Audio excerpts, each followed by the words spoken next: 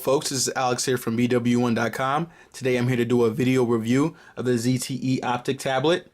Now the Optic comes into the game as an entry-level tablet device that's looking to give a decent experience for its price range. You'll find this tablet on the nation's third largest carrier in Sprint for a very generous $100 on a 2-year contract. Even the full retail price of the device is attractive at $350. Usually with tablets priced so low, especially Android tablets, the experience and the overall quality of the device is severely compromised. We're going to dive in and let's see whether the ZTE company itself is breaking the stereotype with the Optic. Going to the design of the device, they pack quite a bit into this affordable package. You get a 1.2 gigahertz dual-core third-generation Snapdragon processor. You get 16 gigabytes of internal memory, including a micro SD card, which is very rare. You even have a gig of RAM. It's running stock Android Honeycomb 3.2, but for you hackers out there, and I foresee ZTE sending an update to this device to bring Ice Cream Sandwich to it, since it does have capable hardware. But all this is coming in at $99, so it's very surprising. The Optic definitely must have run into the HTC Flyer when they came into this design, because as you can see, it definitely looks like an HTC device. You know, the backing and all this, these rubberized pads, they're really great for landscape mode in your hands. But you know, it's all plastic. You know, it's compact because it's a 7-inch display, 1280 by 800 display. It has okay viewing angles. You're not going to get anything spectacular for its price point, but it will keep a smile on your face. It does have a priority port for its charging cable, which is I find it to be a very standout flaw. Most in part because with a priority port, if you forget your charger or anything like that, your device becomes a paperweight once the battery is drained. You can't use micro USB, which is the standard across the world right now, and that's kind of disappointing. But I mean, it's okay. Just always keep your charger on you if you're going to be traveling. You have your, there you go, get some focus. You got your power button and your volume keys. You would think that with all this space on the side, they would make the volume keys a little bit bigger. You know, they think everyone has like baby hands like me, but that's not the case. It's pretty small, and it is plastic. It's cheap in feel, but you know, you always know where it's going to be in placement when you have it in your vertical view. Here you go. On the bottom, that is going to be your micro SD port, microphone, all that stuff. You have your front-facing camera, which is 2 megapixels. It also has a rear 5 megapixel camera. As I stated in the review, the quality is subpar. It records 720p HD. It's limited. It's not its full 1080p that the processor is capable of. The 2 megapixel up front is it's very washed out, muddy colors. You know, very low frame rate. Is going to be very wish-washy whenever you're recording videos or taking still photos. But for the price point, again, it's definitely worth the buy. The screen has a huge bezel around it. As you can see, it makes it look kind of cheap. You can compare it to the Kindle Fire in terms of size. You know, the 7-inch compact. Like I said, you have 3.2 Honeycomb on here. This is probably the most disappointing aspect of the device. You would think it's running on a dual-core processor, 3rd generation, so it's not crappy, you know, internal specs at all. And it is somewhat laggy in day-to-day use. It should be quicker than this. I've used multiple Android tablets with the same processor, and it just seemed more seamless than this. Even the cheap Asus tablets that they're coming out at an entry-level price are better than this. As you can see, you know, it's kind of laggy. Do a little close-up here. Go to the apps. Here you go, and it's just very slow in response. The touch sensitivity isn't great either.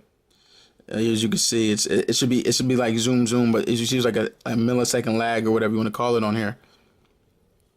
But it isn't unbearable. I just think, you know, with a firmware update, you know, ZTE can optimize the software and the hardware tons better than it is right now. It's all it takes will be an update, and this device's value will increase greatly.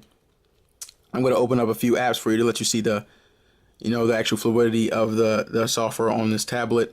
I love the Google Currents app. It's very magazine-esque. You know, I'm going to go to The Verge. Here you go. There you go. It seems, see, there's a responsive issue. There you go. You know, it takes about a couple swipes just to register something. It's still not going. There you go. Twitter just came out with their new logo. Still not responding. There you go. It's changed a little bit. It looks more like a dolphin flying more than an elephant with wings. But, you know, that's okay. Here you go. And as you can see, the response time and response and all that stuff isn't great. But for 99 bucks on contract and 350 off contract, this beats the likes of the Kindle Fire. I mean, the Kindle Fire is limited. It doesn't have a camera. It has the same type of processor, but it has limited apps. It doesn't even have the full marketplace. So you're definitely getting a better buy with this tablet. It's a shame that, it hasn't been heard of, in terms of marketing, because this would definitely help Sprint's, consumer base, especially because of the price point. Here you go. I'll open up another app for you guys just so you can see more of the software. I'll do some Twitter action in here. It should be a lot faster than this, but here you go. Response. It's still not working. It's acting like a responsive screen, resistive touchscreen, like in the old days Nokia used. It doesn't feel like a capacitive screen. There's no sound clicks when you're touching. On most devices, I wouldn't mind, but it seems like you would need that on this device because the response is so bad. Okay, let me go home, and there you go. It's a 3G device, no 4G WiMAX or LTE. It's purely 3G, which is a shame because Sprint's 3G service is horrible. It's very bad. I remember recording using benchmarking and using the data speed testing app. I was getting about 800 kilobytes per second for download speeds, which is it's not excusable. I mean, I know Sprint's going through a transition right now, destroying their whole 4G WiMAX network for their new 3G or 4G LTE network. But it doesn't mean that the 3G network shouldn't be paid attention to. They don't even have HSPLA Plus, which is a shame. But for a device to be priced at 99 bucks and to have a 3G module in it, that's definitely a plus. It's a great addition to this device. Again, one up on the Kindle Fire or any similar tablets. Battery life. This has a 4,000 milliamp battery inside of it. Surprisingly, it's about 100 hours of standby time, which isn't bad.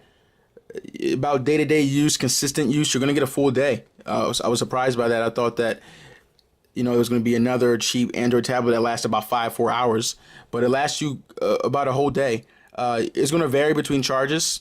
When I first got the device, it wasn't too good, but once the battery gets used to you using it for a while, it definitely gets better.